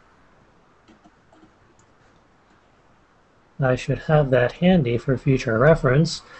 Oh, duh. Facebook.com/fullcoveragewriters. Easy to remember. For Twitter, we're at FC Word Ninja. And if you're watching this, you've obviously found our YouTube page. But if you're listening this in the future, once it finally goes on iTunes and other podcast listening whatnots, the easy way to get to our YouTube page will be bit.ly/WNYouTube. That'll be the short URL to get you over there. And with that, we are going to wrap up this episode. And we are not having an episode next weekend because all four of us will still be at Connecticon. And I am not going to be able to run a booth and do a 2-hour podcast simultaneously. I am not that multi-talented. What if you run the podcast from the booth?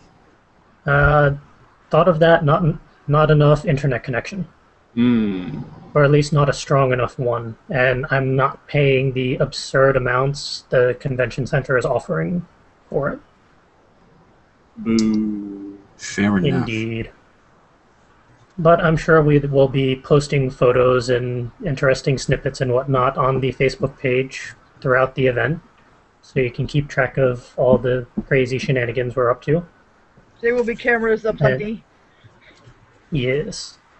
And And if we will- people bring their computers with them, I can bring my camera and post random videos as necessary.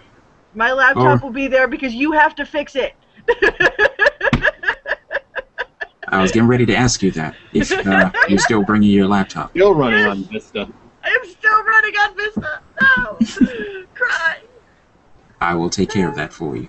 Do not worry. That's what I got to do this week. I got to make sure everything's backed up. Oh, yes, please do that. And with that, this is Full Coverage Writers, Word Ninja Podcasts, signing out. They're rather long. There's a procrastinator's goal. You mean me?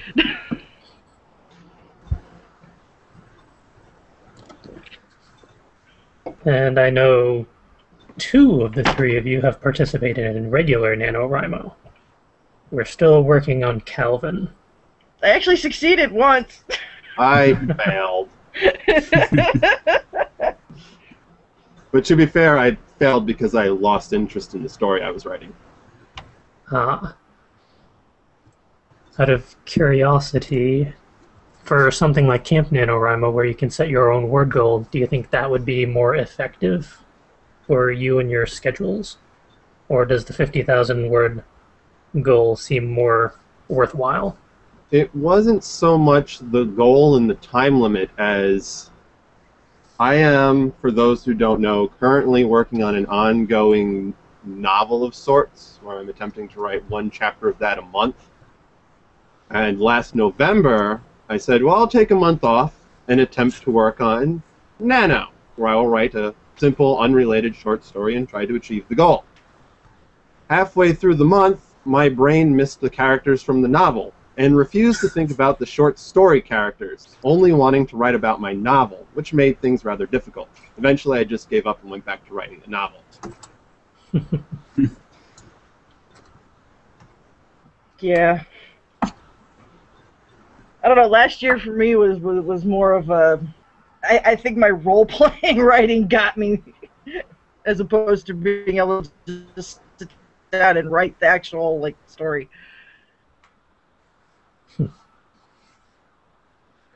don't even remember what I wrote about last Nano.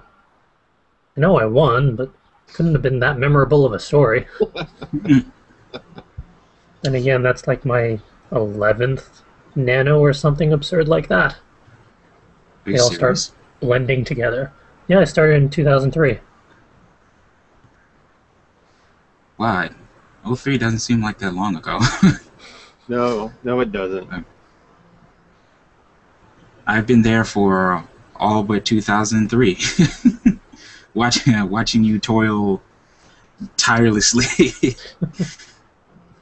and watching you go through various states of consciousness and mind frames. All quite entertaining. It also Maybe for didn't, you. and it didn't help that oftentimes I added to the madness. Yeah, you definitely instigated a lot of weird plot points for me. But in a good way. See, this is why I'm glad he stays out of my writing. I don't want to have anything to do with your writing. I don't think most people do. Aside from, yeah, the crazy people they talk to on Tumblr.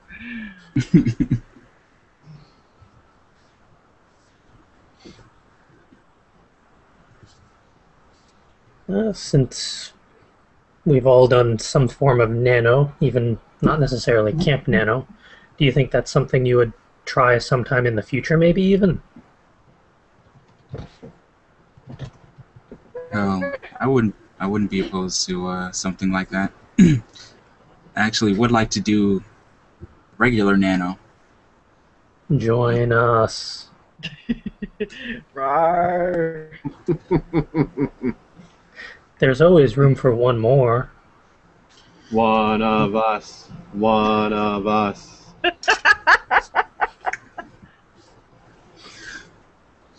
I'm already enough like you guys.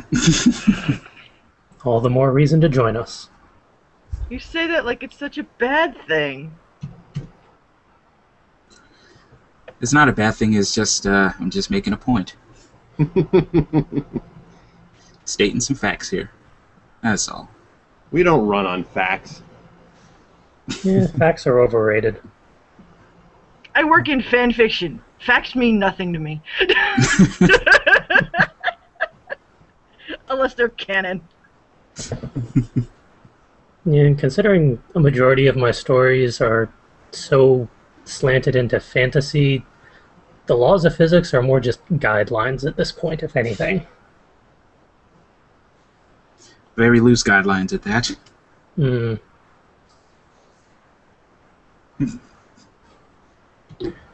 Yeah. Guess we can roll over onto the second one.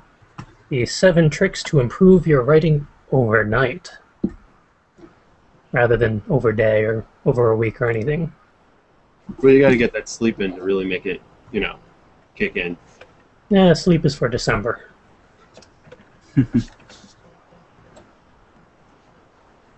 Sleep, what is that? It's this weird activity other humans attempt every once in a while, or so I've heard. I've partaken in it a couple of times. It's quite overrated. But that's just one man's opinion. But yeah, the second news piece is from the Michael Hyatt Intentional Leadership website that I just found on Scoopit. It's michaelhyatt.com/improve-writing.html. And it'll be in our show notes after the show is done and all that if you want to take a quick look. But it's basically 7 little one-liner tips with brief explanations of how to become a better writer overnight.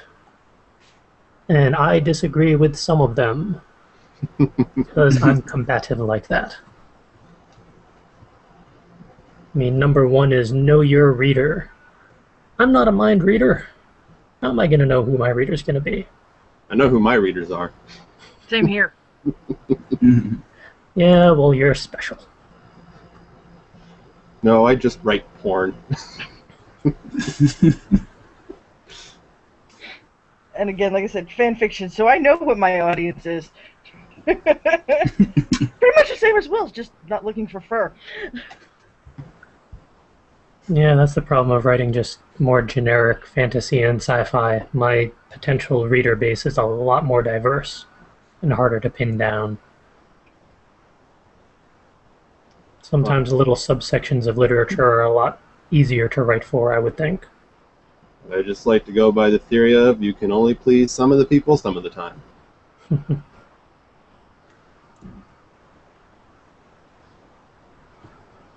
And how about number 2? Know your objective. I mean, it helps to be able to know what you're trying to write about, I would think. Seems rather Otherwise, vague. what's the rest of it? Every piece you write must have only one objective. Well, that's bull. A lot of the stuff I write has multiple objectives. Are these for novels or short stories? It doesn't specify. It just says 7 quick tricks that can improve the very next piece you write, regardless of length, I guess.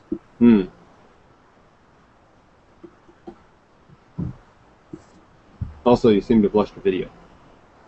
Well, that's no good. Oh, I still see yours.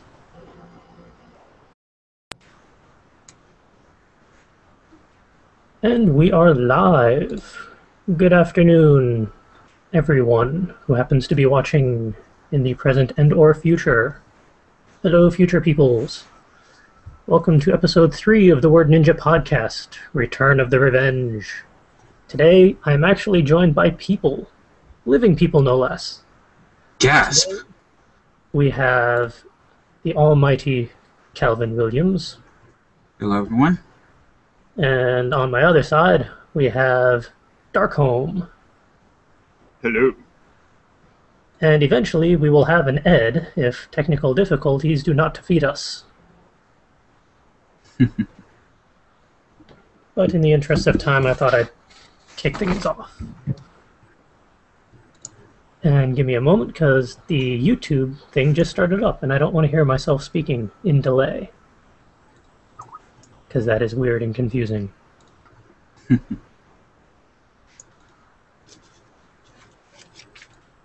CJ, he wants you to send the invite again. Who? Oh, duh. Because that link only sent him to your Google Plus page. Yeah, and I see they joined that, so now I should be able to invite them properly.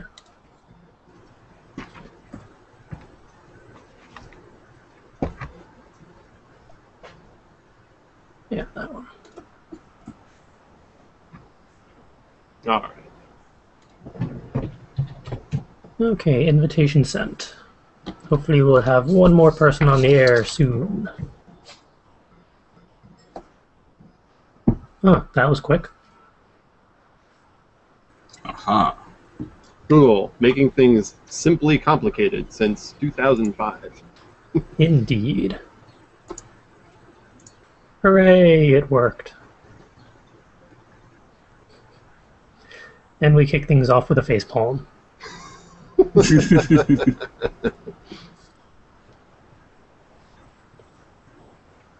Now the question is, do we have sound over there? I had to unmute my mic, but it's all set now. Hooray! Why it auto muted me, I have no idea. Because Google Plus is weird. Google Plus, yeah. Yeah, it is weird.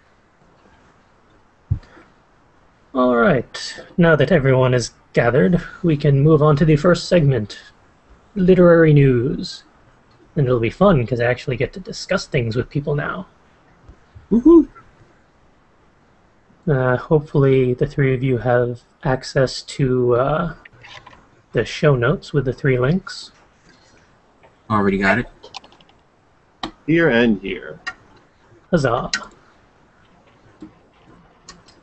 The first link is none other than Camp NaNoWriMo, which is the summer version of National Novel Writing Month, which actually does 2 or 3 months in the summer, including this month. I am not participating, however, because I do not have the time to do 50 billion and one things. But I thought it would be worthwhile tossing out one of those month-long writing challenge sites. And for those of you listening, it's a very easy URL, campnanorimo.org. And this one is nice in that rather than the November version where it's 50,000 words in 30 days, this one you set your own goal. So you can do however many words you feel like. Even 2? Technically 2, but it's kind of hard to space that out across 30 days. Oh, I could manage it. Maybe 1 letter a day? If the words... Yeah, sometimes people's brains can only handle so much awesomeness.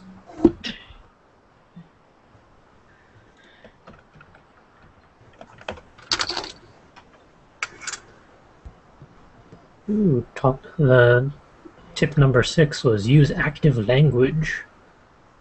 That's one that all the teachers say, and yet no one follows. Don't think I understand. So, And it's the whole active versus passive voice when writing, trying to keep it more engaging, I think. But the rules have always been kind of confusing as to what constitutes active versus passive. that's what I really meant. Yeah, they were never effectively taught in school. And I am proof of that, because I don't even remember the differences. I don't know. Yeah. Using his example, I would kind of be thrown off by the what he would say as opposed to the what he calls the passive sentence.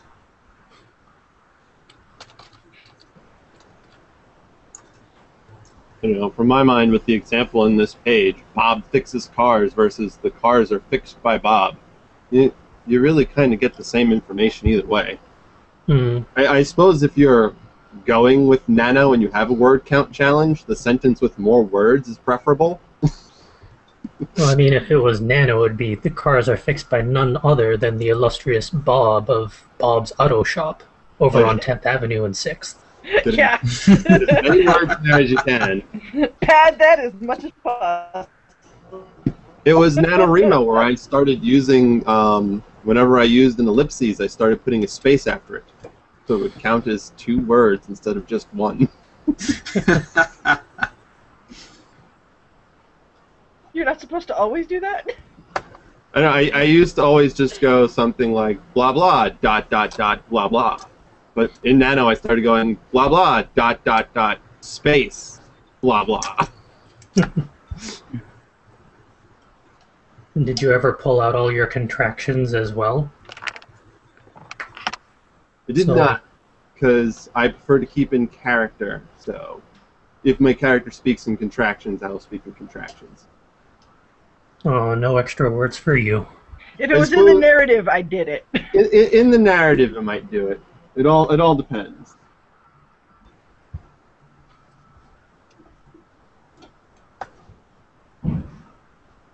What about tip number 7? Write recklessly, rewrite ruthlessly. Try saying that 5 times fast. Pass. Yeah, no. Neither myself nor my typical roleplay character are good at that, so yeah, no. I kind of agree with this one. That's pretty much how I work. You know, my first rough draft is more get the thoughts on paper. You can clean it up on the second go through.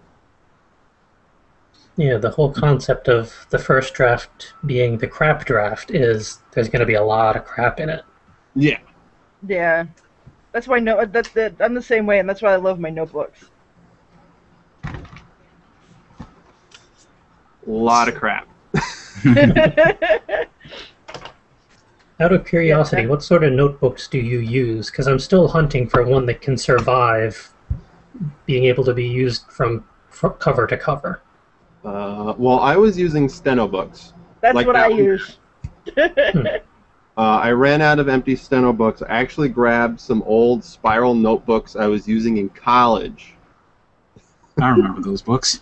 Hmm. Yes, and I'm all a, of the notes I took in those classes. Yeah,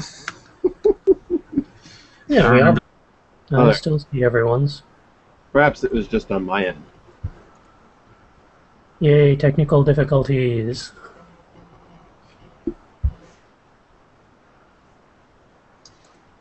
Ed, are you still with us?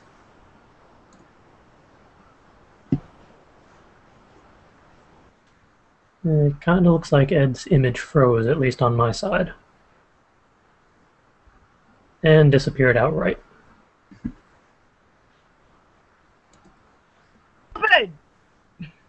And came Okay. back.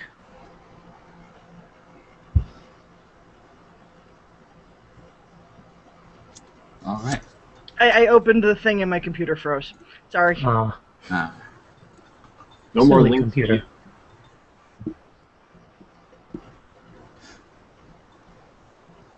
The bullet points numbers 3 and 4 kind of go together. I mean, use short words and use short sentences. What constitutes short? It. It's going to be a very hard story to write if you only have it to use. No words over 5 letters. I don't know. I use big words all the time. Yeah, same here. Then again, I'm often describing sexual acts, and they just have a lot of letters to them.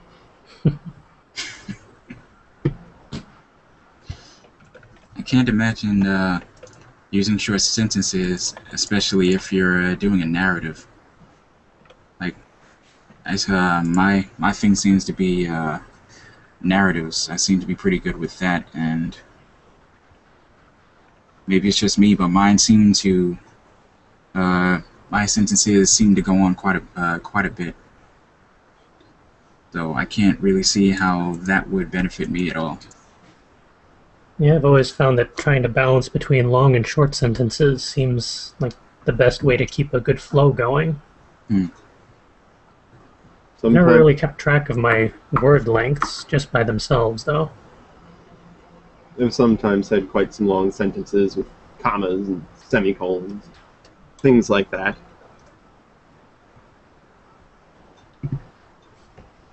Try to remember proper grammar, but sentence structure and all that, but you can remember all that.